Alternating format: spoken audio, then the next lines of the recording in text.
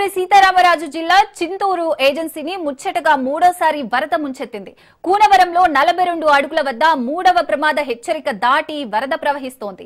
దీంతో ఉదయ భాస్కర్ కాలనీ వాసులు పునరావాస కేంద్రాలకు తరలి వెళ్తున్నారు. కూనవరం నుండి భద్రాచలం వెళ్లే ప్రధాన రహదారిపైకి వరద నీరు చేరింది. నేషనల్ హైవే 326 పైకి వరద నీరు చేరడంతో పూర్తిగా రాకపోకలు నిలిచిపోయాయి. చింతూరు నుండి విఆర్పురం మండలానికి రవాణా సౌకర్యం నిలిచిపోయింది.